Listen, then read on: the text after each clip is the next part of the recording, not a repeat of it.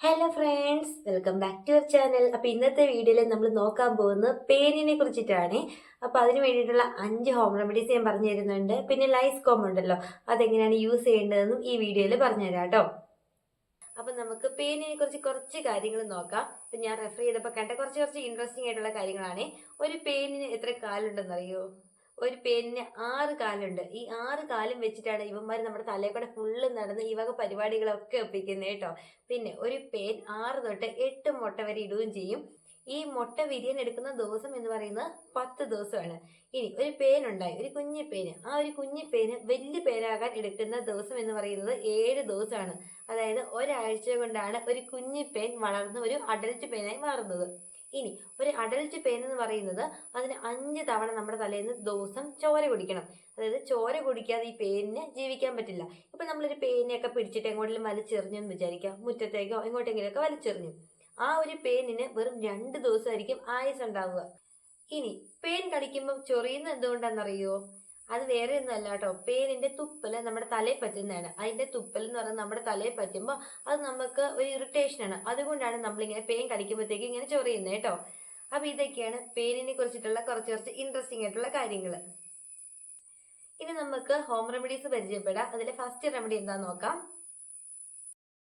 First remedy നമ്മുടെ first റെമഡിയാണ് തുളസിയില. തുളസിയില കുറച്ച് പറിച്ചിട്ട് തലമുടി വെച്ചിട്ട് കിടക്കാമെങ്കിൽ വളരെ നല്ലതാണ് പേൻ പോകാൻ വേണ്ടി. ഇപ്പൊ തലമുടിയൊക്കെ പിന്നുവാണെങ്കിൽ അതിന്റെ ഇടയ്ക്കൂടെ ഇങ്ങനെ തുളസിയിലയും കൂടി വെച്ചിട്ട് പിന്നിട്ട് കിടക്കാമെങ്കിൽ വളരെ നല്ലതാണ് പേൻ ചത്തു പോകാൻ വേണ്ടിയിട്ട്. അതാണ് നമ്മുടെ ഫസ്റ്റ് റെമഡി. സെക്കൻഡ് റെമഡി എന്താന്ന് നോക്കാം. സെക്കൻഡ് റെമഡിയിൽ നമ്മൾ യൂസ് ചെയ്യുന്നത് 2 സാധനമാണ്. ഒന്നാമത്തെ വെളുത്തുള്ളിയാണ്. ആദ്യം തന്നെ കുറച്ച് വെളുത്തുള്ളി എടുക്കുക, എന്നിട്ട് അത് മിക്സിയിൽ നല്ല രീതിയിൽ അരച്ച് പേസ്റ്റ് എടുക്കുക. എന്നിട്ട് അതിന്റെ കൂടെ അരമുറി നാരങ്ങ നീര് കൂടി പിഴിഞ്ഞ് ഒഴിച്ചിട്ട് തലമുടി തേച്ച് അരമണിക്കൂർ വെക്കണം. എന്നിട്ട് തല വാഷ് ചെയ്ത് കളയാവുന്നതാണ്. പേനും ഈരൊക്കെ പോകാൻ വേണ്ടി ഒരുപാട് ഹെൽപ്പ് ചെയ്യും കേട്ടോ ഈ ഒരു മെത്തേഡ്. ഇനി നമുക്ക് തേർഡ് റെമഡി എന്താന്ന് നോക്കാം. തേർഡ് റെമഡി നമ്മുടെ തേർഡ് റെമഡിയിൽ നമ്മൾ യൂസ് ചെയ്യുന്ന ഉള്ളിയാണ്. ആദ്യം തന്നെ ഉള്ളി എടുത്തിട്ട് അതിന്റെ ജ്യൂസ് എടുക്കുക.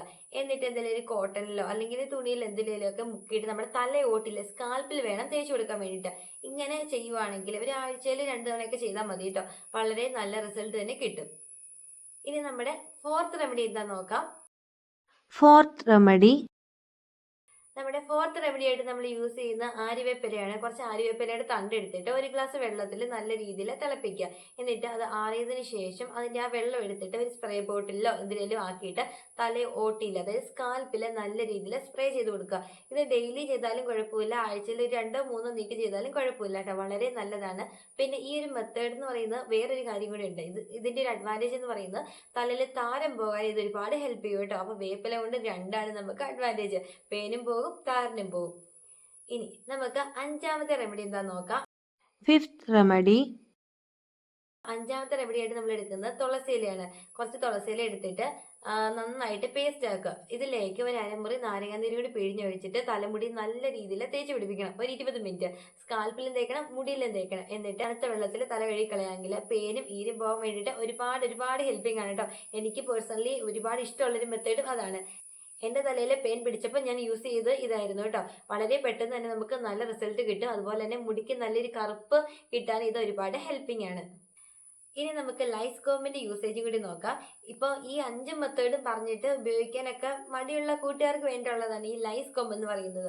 ഇത് ആമസോണിലും ഫ്ലിപ്കാർട്ടിലും ഒക്കെ അവൈലബിൾ ആണ്. അപ്പോൾ നമുക്ക് വാങ്ങിയിട്ട് ഇത് നേരെ കൊണ്ട് നമ്മുടെ മുടിയിൽ ഇങ്ങനെ ഇട്ട് വലിച്ചു പറിക്കരുത്, കാരണം മുടി നല്ല രീതിയിൽ പോകും.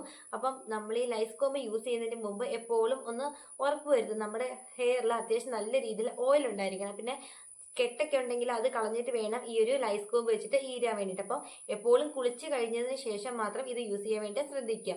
തലയിൽ നല്ല രീതിയിൽ എണ്ണ വെച്ചിട്ട് വേണം കുളിക്കാൻ. എന്നിട്ട് തലമുടിയൊക്കെ തോർത്തിയിട്ട് നമുക്ക് ഈ ലൈസ് കോം വെച്ചിട്ട് നല്ല രീതിയിൽ ഒന്ന് ഈരാമെങ്കിൽ പേനും ഈരും ഒക്കെ പോകാൻ വേണ്ടിയിട്ട് ഒരുപാട് ഹെൽപ്പിംഗ് ആണ്. പെട്ടെന്ന് റിസൾട്ട് കിട്ടേണ്ടവർക്കാണെങ്കിൽ ഇത് ഒരുപാട് ഹെൽപ്പിംഗ് ആണ് കേട്ടോ. അപ്പോൾ ഈ ഹോം റെമഡീസ് ഒക്കെ ചെയ്യാൻ മടിയുള്ള കൂട്ടുകാരുണ്ടെങ്കിൽ ലൈസ് കോം ഒന്ന് യൂസ് ചെയ്യുക. നിങ്ങൾക്ക് എന്താണെങ്കിലും നല്ല റിസൾട്ട് തന്നെ കിട്ടും. നമ്മുടെ ഇന്നത്തെ വീഡിയോ ഒരുപാട് ഹെൽപ്പിംഗ് ആണെന്ന് വിചാരിക്കുന്നു എല്ലാവർക്കും. അപ്പോൾ എല്ലാവരും ഇതൊക്കെ ഒന്ന് ട്രൈ ചെയ്ത് നോക്കുക. വീഡിയോക്ക് ഇഷ്ടമായി തീർച്ചയായിട്ടും ചാനൽ സബ്സ്ക്രൈബ് ചെയ്യണം, സപ്പോർട്ട് ചെയ്യണം. വീഡിയോക്ക് ലൈക്ക് കൂടി ചെയ്യണേ. Thank you for watching. Tata.